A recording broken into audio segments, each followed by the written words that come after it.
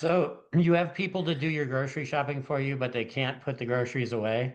No, they don't do that. You I let the DoorDash people feed you your food when they deliver? have a full service membership. Okay. You'll have to tell us more about that someday. Yeah, Uh, until it goes too far and then I get a door rash. hey, welcome to this episode of the Prestige-ish Media Podcast. With me are two co-hosts that have a 30% fail rate, Dan McNair and Tom Chan. How are you guys doing this evening? I know I am Tom's peachy. I am peachy. More peachy than last week, I assume, Tom? Yes, the peachy was getting upchucked last week. Good to hear. Jeez. Good to hear. Dan, how about you? Like Tom, I'm coming down with a fever. It's a uranium fever, Hey, and the only cure is more cowbell. And I am coming down with a similar fever, but the only cure is more Ella Purnell. Tom, do you want to give us your thoughts on last week's episode 5? Any thoughts on that one? And then your initial thoughts and rating on this one? last week's episode was really great. A lot of storytelling, a lot of tension building. Really kept me on the edge of my seat throughout the whole episode. I liked all the flashbacks with Coop and his wife. Really kind of set the tone of where her mind is, I guess, during the whole process. And then this week's episode, I thought introduced something very cool. I'll give it a 7 for this week's episode. Definitely excited for next week's though. Yeah, for sure. Dan, initial thoughts and rating on this week's. I give this one a 7.8. I think it was consistent with what we've seen the last couple episodes. Liked the returning cameo from season one, and I think that might reveal more for Conspiracy Corner or Theory Corner or stuff like that. Yeah, I've got this as a 7.6. I definitely have it above episodes 1 and 2, I think, but definitely the worst of the last few for me.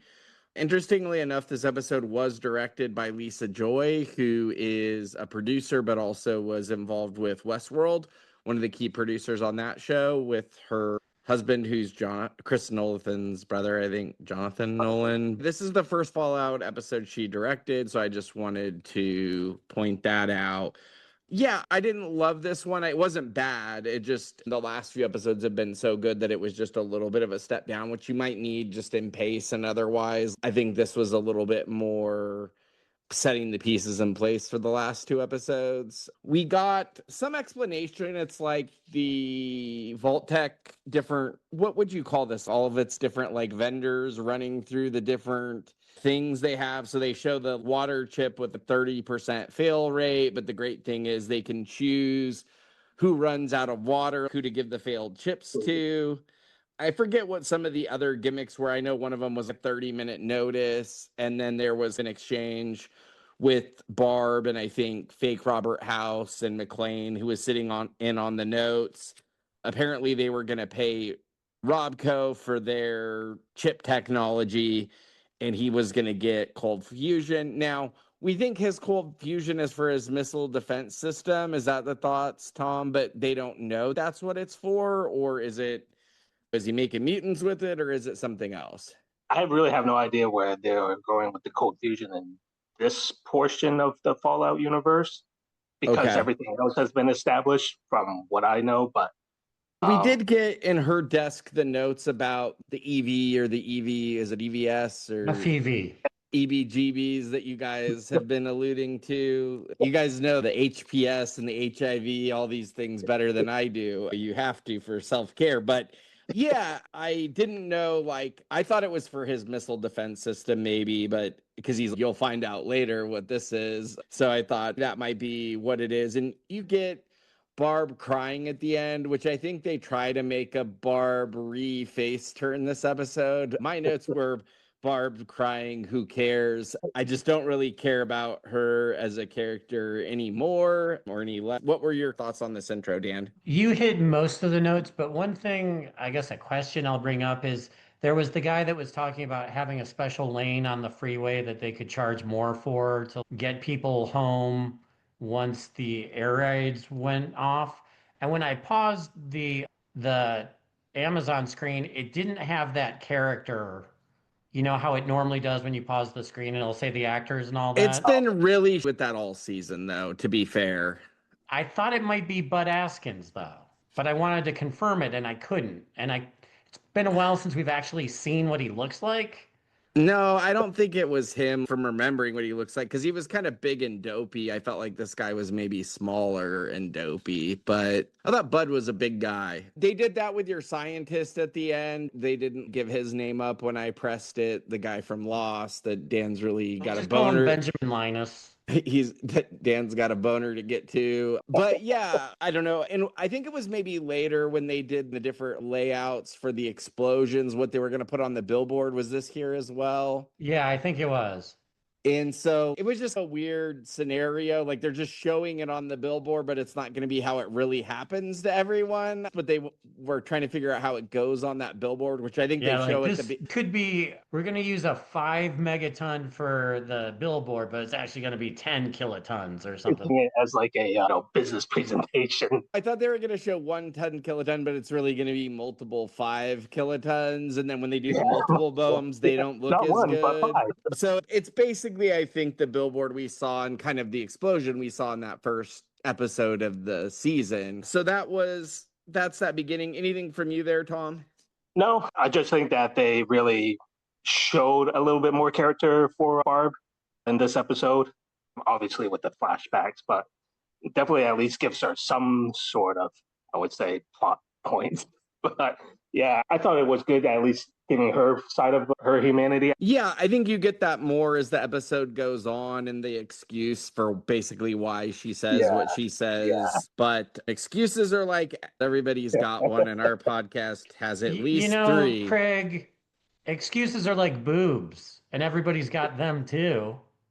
Yeah. Like, why you got to focus on the... Yeah, results may vary with everyone having boobs. So we get the ghoul impaled on that stake dog and pony show from the end of the last episode. And we see him trying to get off the stake, trying to get dog meat to help with some meds for him, which they set up in the pre-episode that eventually you turn if you don't get to the meds quick enough. Dog meat just grabs the hat and runs. Doesn't seem like he's helping. Ultimately, it seems like he does. Dan, go ahead. You seem happy to jump in there. Yeah, this was a very troubling scene for me. I was very disturbed because it reminded me of that one time that your mom was on a pole, and there's a lot of therapy, a lot of flash. It was terrible. It was terrible flashback. We know you're a big ghoul homer. Tom, your thoughts here? Yeah, I thought it was pretty neat seeing him almost turn Pharaoh. But then you see just him trying to remember his wife, his daughter's name, and all that. And then who saves him? That's pretty cool. Do we know? I mean, we're going to get to it later, but he's ultimately taken off by some sort of mutant. In real life, it's the guy from Hellboy, right? I forget his name. Yeah, Ron Perlman. Ron Perlman, we've had Linda Hamilton and Ron Perlman in consecutive shows. It's a freaking Beauty and the Beast remake around here.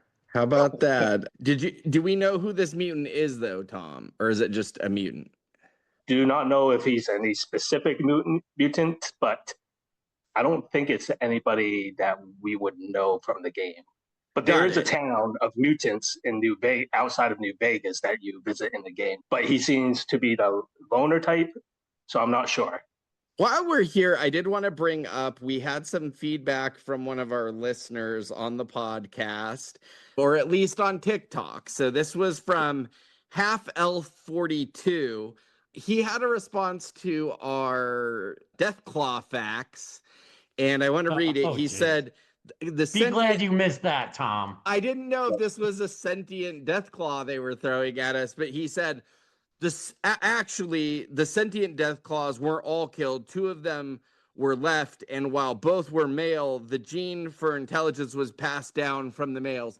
So anyway, first of all, the question I asked was, were all Deathclaws sentient? Because I was allowing for some of this. So my question was asked correctly, but I did say that all Deathclaws were killed because that is what the Fallout Wiki says. But according to Half Elf 42, actually, we're wrong. So I got it right? No, you were still wrong. Yeah, because of Half Elf, I got it right. No, you did not get it right because I worded it carefully enough that you would still get it wrong, and I allowed for this. And half elf got a half bone to pick. We know how you feel about half elves, half bones, full bones, Oh, Craig, extra get a half bones. life.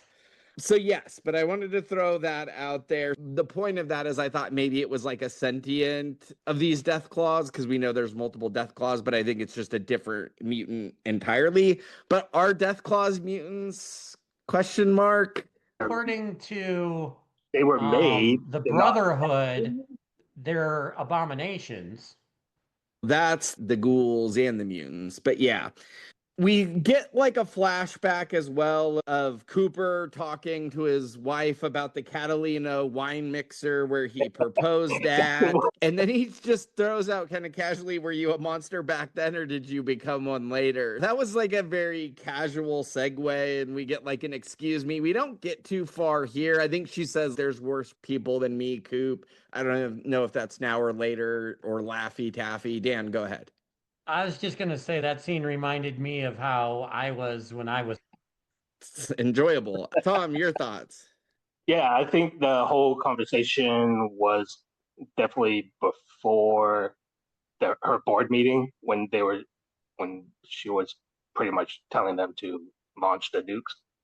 So you could see her being conflicted at that time, I think. I thought it was But after because he knew she was evil. that's what it was like. I don't know. I thought it was happening before because she was all gung ho about it, but then after she had a conversation with him, and then you see afterwards that she was like, "Let's keep an eye out on who's watching the nukes." Yeah, I think this was all kind of in succession of the back timeline, if that's what the question is. So it did seem like Coop questioning her kind of eventually, but I think it's more like he just says he's going to leave and then she starts following that progression with him. Go ahead. But the one thing that kind of was weird for me is that, remember, I think a couple episodes ago, before they leave for Vegas, like she was trying to pack her suitcase and then she was like having some trouble doing that. So at that point, you would figure that she was having some sort of conflict of what she was supposed to do, right? Yeah, but I think that's probably just showing her like good side all along. But I think this is all at that trip because he just goes right Yeah, back across the way or yeah, whatever. And we hadn't seen their big blowout. Like we saw everything up to their big blowout before right. that. Dan, your thoughts? No, I just kind of agree with everything here. Cool. We end up with Lucy, who's like in some sort of fake room for her with a dress laid out. Speaking of Beauty and the Beast, and You wanted to see her put that dress on. I know you did. on the next episode, she will at some point. But yeah, it's weird. Like she's wandering the hall and she comes across some Caesar troops or Kaiser troops, but they're all chipped up on Mountain Dew, and then she ends up where all the workers are, and they're all working in synchronicity of some sort. I think we didn't really have an idea of what they wanted to do with the chip. I think we probably naturally thought it was some sort of control, but it seems to be leading to some type of like utopian control. Is that how you guys take it? This is what's going to stop the war and everybody fighting is by controlling everyone this way. Is that how you read this, Dan, or what were you reading from all this? That's an interesting theory. I didn't take it that far. I thought that this was just Hank trying to like efficiently make a bunch of these chips so that he could have his own little army. Yeah, but I think when you really look at how they're working together and the rhythm and them all being happier under this chip status, there's got to be something to that. Tom, what about you? I thought it was interesting. It'd be funny if the part of that episode turns into Pluribus, because I Yeah. think that's like the whole thing of Pluribus too. But I would say it's hard to get a read on what Hank wants to do with the chip because when he first met up with the fake Mr. House and he showed off the chip, he was like super interested in it. So it's kind of hard to get a read on what he really wants to do with it to save the world or save Lucy. But yeah, I think they can't really resurface until they have control of everyone or get rid of everyone. And so this is maybe his way to get there. So Lucy runs into him and he says, "We didn't discuss All Quiet on the Western Front." Dan, you got anything on All Quiet on the Western Front? I am actually not familiar with that story. I would look it up, what's it all about? And they kind of explained it just in their own different ways of looking at it, which was good enough for me to keep me from doing a deep dive. Yeah, I have no clue about that either. So on my side, just like my quick search says, it's a powerful depiction of the physical and mental trauma and the detachment from civilian life experienced by soldiers, maybe creating this mental detachment from whatever this prior trauma was and the fallout, the upside down, or whatever this is. Could that be some of the detachment that the chip is doing to make his little group of soldiers? That's what I'm saying is it's detaching them from their previous life and kind of putting them. But yeah, are they soldiers or are they just supposed to be like Seems like pluribians running around stupid and happy kind of yeah, thing? that's what it seems like. I can't see them as soldiers for him. Yeah, so we get this whole thing where she's gonna bring him back to justice. So she's like holding him by, I don't know if it's scissor point or pointy That something. was the lesbian version, Craig. Oh, that's the other one I was watching. There's something she's holding him up to like face justice in Vault 33 for what he did to Shady Sands.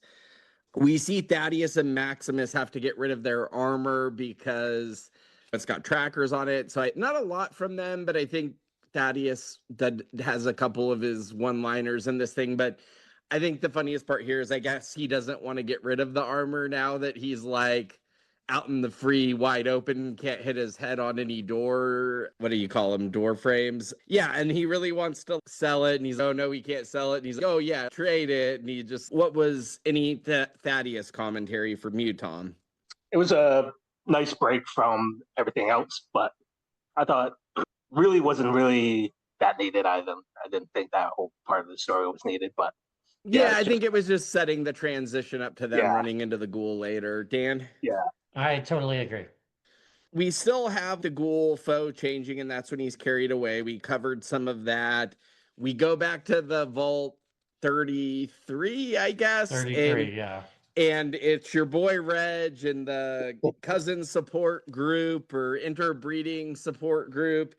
And I guess it's so popular now that triple cousins don't count as interbreeding, according to him. The song they play is Uranium Fever. And we see Betty kind of march on and break up this thing and saying that the snack budget's been removed and the group is being dissolved. She brings up the great Weevil famine that Vault 31 overcame before. Want to hear about the Great Weevil Famine anymore? Not a lot here for me. Anything from you guys? There was something weird. They put a lot into that whole uranium fever bit. And I don't know if it was the same when you watched it, but the dimensions on the screen changed the aspect ratio. yeah. It went into a 4:3 aspect or something like that. Like it was Yeah, a which Chinese music video. that was kind of an odd stylistic choice Yeah, for me.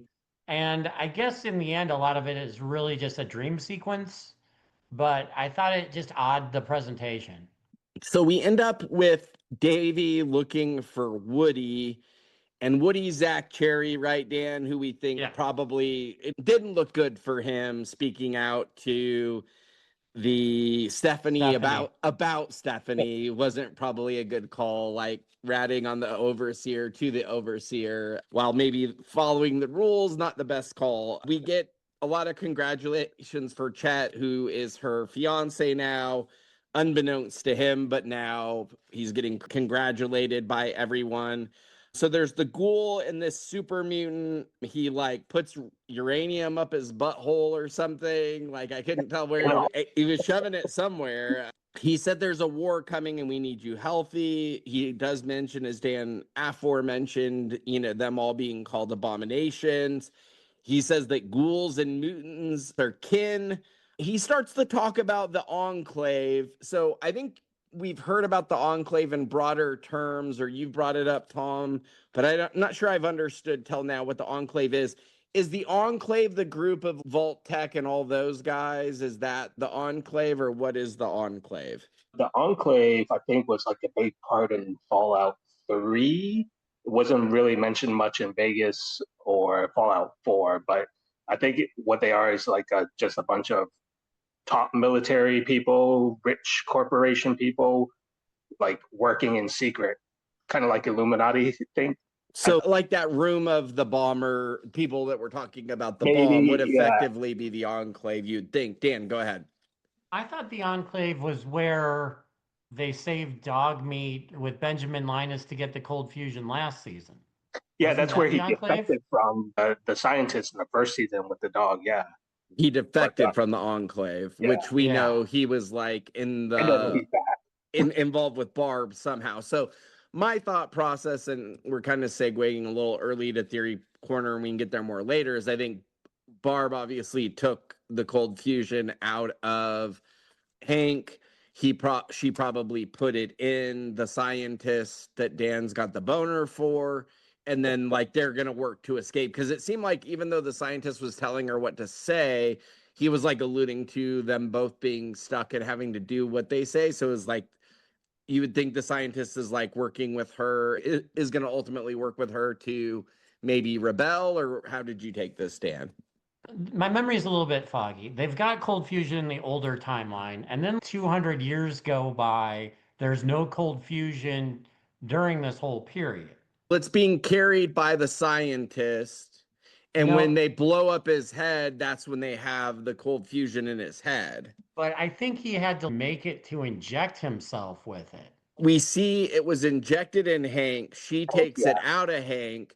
So my guess is she puts it in him. No, Would be he shoots it in his own neck in the first episode. okay, but she gives it to him and he shoots it But in his own neck. Go ahead. my thinking is if cold fusion was available, they would have used it.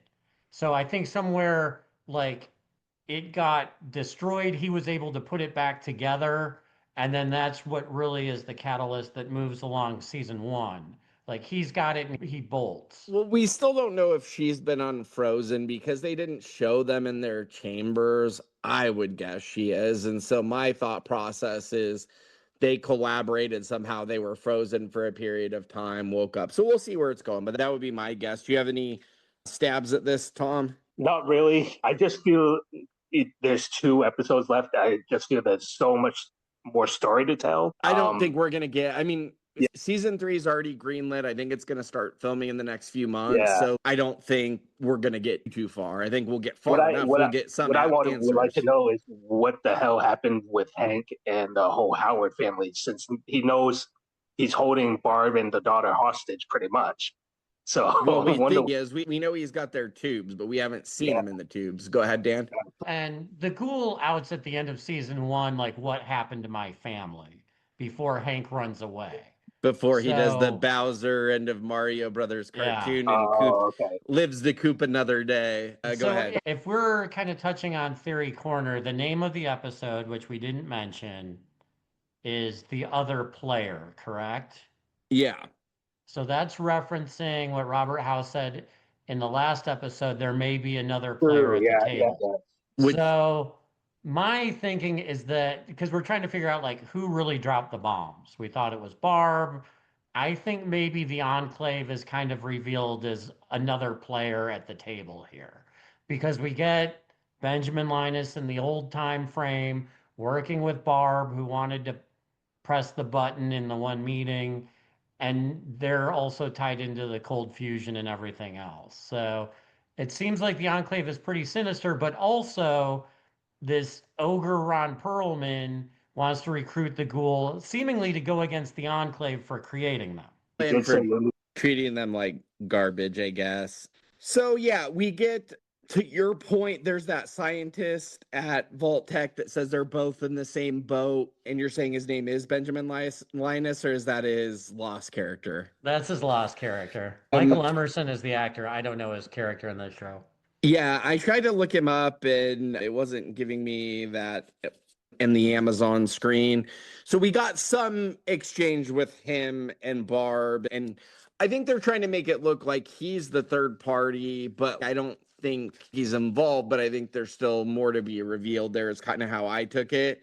And he's the one that, like you said, told her to say those lines.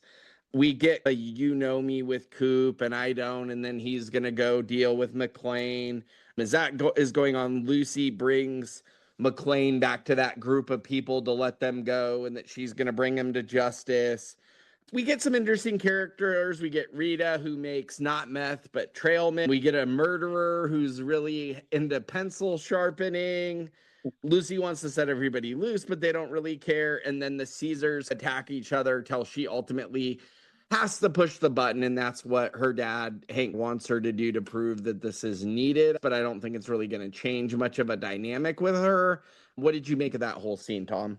I thought it was interesting. I don't know if maybe Hank planned it on purpose to show Lucy that he's trying to do good, but then you would think this all just happened randomly to have her see what he's been doing. But I wouldn't put it past Hank to be the guy who actually set up that whole thing just to show Lucy that he's really trying to do something good for the world.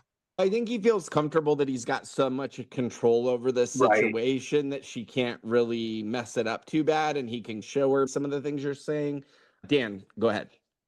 Yeah, to support your point there, he gave himself up way too easily. Yeah, for a character with Hank's, I don't know, inner dynamics. So he had to have some sort of upper hand going into this, expecting her not to come to his way through natural means. So he almost had to like play act this whole thing to get her like feeling a certain way.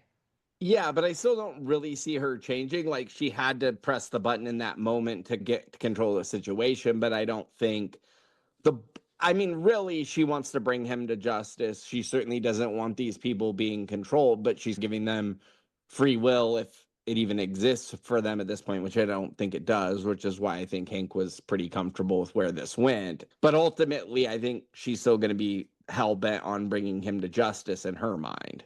You just want to see her in the yellow dress. We're getting it. I already know that. Spoiler alert, end of episode, next episode deal. So we get Barb. Coop's trying to get the cold fusion, but it's not there. Barb knows what to do to pull it out of McLean's neck, and she does. So we don't really know where that's going by the end of this episode. Dog Meat brings the hat to Thaddeus and Maximus. They show up, see the ghoul, and we get dueling oh fucks as we end the episode. As mentioned, I think this just kind of put all the pieces in place for the next episode. Like, I feel like it was a transition episode. And we got 2 more episodes left. Excited to see those. And like Tom said, we've got a lot of ground to cover. I think we will cover a lot of ground, but certainly they kind of have in their backpack pocket already that season 3 has been greenlit. Dan, final thoughts on this episode? Help me out. Where did things end in Vault 33 between Betty and Reg? Because it really seemed to escalate. And it was almost like he was going to mutiny. And she brings in like her clone troopers or whatever. And I don't know where that landed. I can't remember. I don't think we got, he just started like motorboating the Jello, and that riled the troops somehow. But I don't know that we got a conclusion or that it mattered. We just got a lot of Jello motorboating from Reg. Isn't that what happened? He was just. Yeah, I thought he was just eating the jelly. But since you put it motorboating, that's more. And then all the inbreds got super riled up by it, and then we kind of, I don't know where it's going from there. Like on Betty's side, but then after everybody was going, yeah, we need this, then it just ended. Yeah, so I don't think we've seen where that's going to go yet. Dan, any other thoughts besides that you want to throw out there? No, I'm glad we got your deep Jello dive. You're welcome. But, yeah, I'm just glad we got Benjamin Linus back. I'm excited.